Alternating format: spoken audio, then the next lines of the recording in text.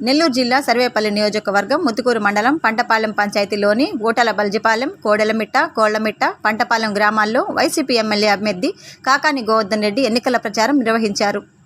గ్రామాన మహిళలు మంగళహారతులతో, బాజా భజంత్రీలతో బాణాసంచాల నడుమ కాకానికి స్వాగతం పలికారు. పంటపాలెంలోని 3 రోడ్ల కూడలి వద్ద రోడ్ షోలో కాకాని ప్రసంగిస్తూ చంద్రబాబు నాయుడు 2014లో గెలవటానికి 600 హామీలు ఇచ్చి తీరా గెలిచాక ఇచ్చిన హామీలను మరిచిన గనుడు ఎవరైనా ఉన్నారు అంటే అది కేవలం చంద్రబాబు మాత్రమేనని అన్నారు. ఇచ్చిన మాట కోసం మడమ తిప్పని నాయకుడు ఒక్క మా జగన్మోహన్ రెడ్డి అని గుర్తు చేశారు.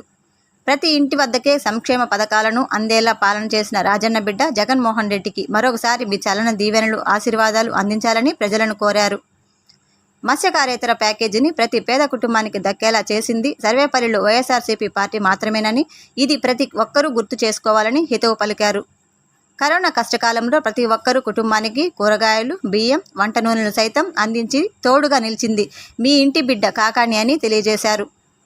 కరోనా కష్టకాలంలో సోమిరెడ్డి చంద్రమోహన్ రెడ్డి సర్వేపల్లి వైపు చూడనే లేదని, ఇప్పుడు ఎన్నికలు వచ్చేసరికి మా సర్వేపల్లి అంటూ ఓట్ల కోసం వస్తున్నాడని జోస్యం పలికారు.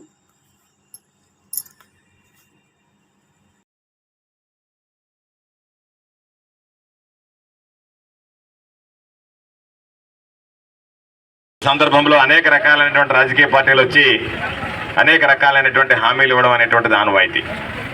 అయితే మనం అందరం ఆలోచన చేయాల్సింది, గడిచినటువంటి 2 ఎన్నికల్లో 2014లో తెలుగుదేశం పార్టీకి అవకాశం ఇచ్చారు, 2019లో జగన్మోహన్ రెడ్డి గారికి అవకాశం ఇచ్చారు.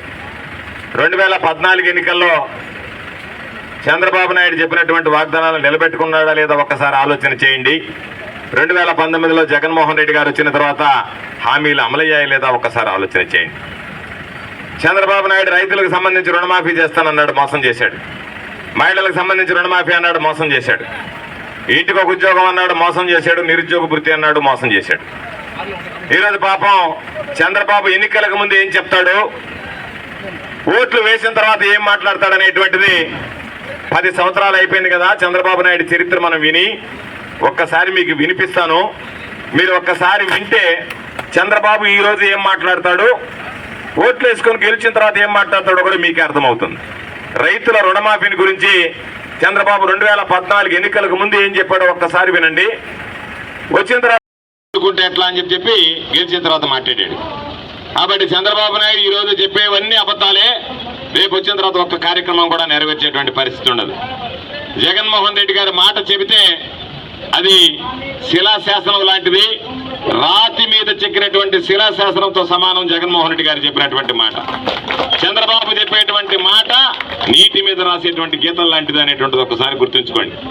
కాబట్టి ఈ పరిస్థితుల్లో చెప్పినట్టుగా ఇంటికి చేర్పించినటువంటి జగన్మోహన్ రెడ్డి గారికి అండగా నిలుద్దామా, చెప్పి ఓట్లు వేయించుకుని ఎగ్గొట్టేటువంటి చంద్రబాబుని మనం ఆలోచన చేద్దామనేటువంటిది ప్రతి ఒక్కరం కూడా ఈరోజు నిర్ణయం తీసుకోవాల్సినటువంటి సందర్భం మీ అందరికీ తెలియజేస్తున్నాను.